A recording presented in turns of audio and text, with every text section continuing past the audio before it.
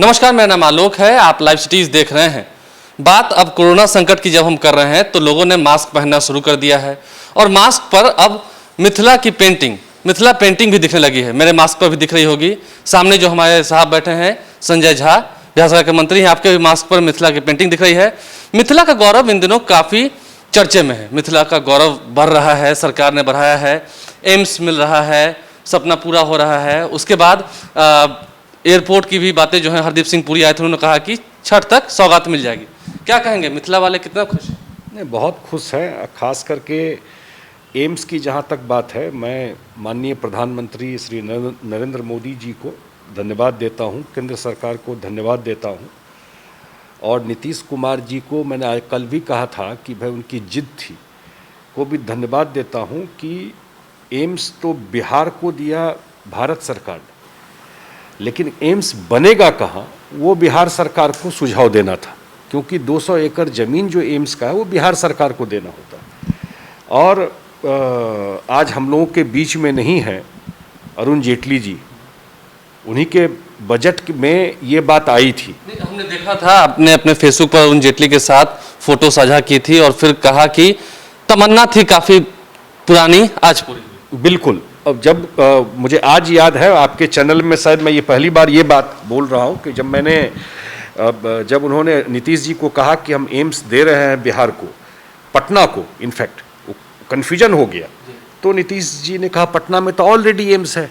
तो उन्होंने अपने सेक्रेटरी को फ़ोन किया कि भाई पटना में ऑलरेडी है, तो बोले कि आप बताइए कि कहाँ पे देना।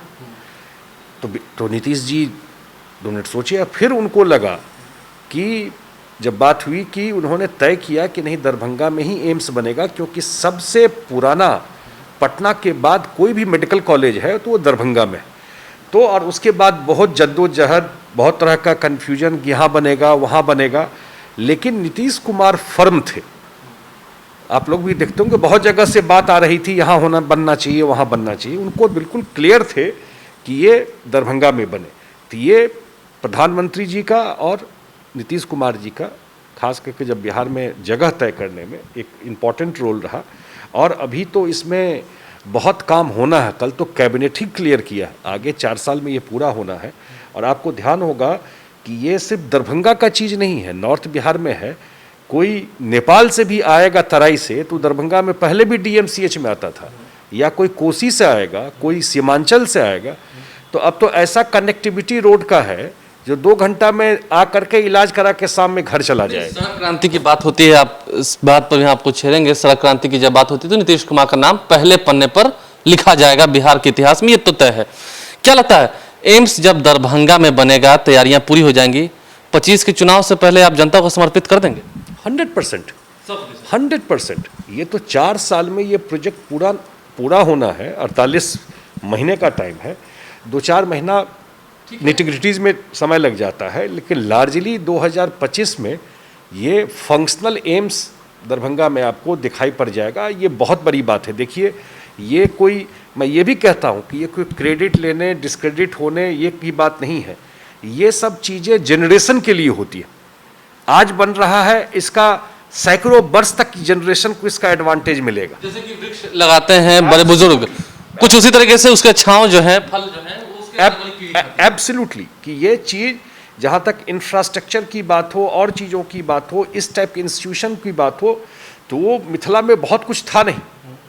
लेकिन ये एम्स और एयरपोर्ट जिसकी आप चर्चा कर रहे थे, एयरपोर्ट में भी मैं तो एयरपोर्ट पर हम आते हैं। आपने अभी किस्सा सुनाया, हमने भी सुना कि बात हुई थी कि पटना में एम्स बनेगा, घूम फिर के हुआ कि पटना में कैसे बनेगा। एयरपोर्ट में भी कुछ ऐसे मजेदार किस्से हैं क्या? नहीं, बिल्कुल है, क्योंकि मुझे ध्यान है कि जब ये मजाक में लोग करते थे कि जब राजधानी ट्रेन दरभंगा नहीं जाती है तो एयरपोर्ट कैसे बनेगा। तो जब उड़ान स्कीम आया और ये प्रधानमंत्री जी ने एक तय किया मानक कि हवाई चप्पल वाला भी हवाई जहाज चढ़ेगा, और उड़ान स्कीम आया कि वैसे एयरपोर्ट को डेवलप किया जाए। और ऑब्वियसली एक चीज़ में कन्फ्यूजन नहीं रहना चाहिए, भारत सरकार कोई प्रोजेक्ट देती है किसी स्टेट को, फिर स्टेट की रिस्पॉन्सिबिलिटी है कि वो कहाँ पर ले जाएगा, क्योंकि उससे रिलेटेड ज़मीन वगैरह सब स्टेट को देना होता है। तो नीतीश कुमार जी ने तय किया कि ये एयरपोर्ट बनेगा दरभंगा और पूर्णिया में। किस्मत की बात हम कर रहे हैं, दोनों कहानियों में किस्मत का काफ़ी कनेक्शन है। कहा जाता है हवाई चप्पल वाला जब हवाई जहाज पे चढ़ सकता है तो एम्स पटना में बन सकता है तो दरभंगा में बन सकता है।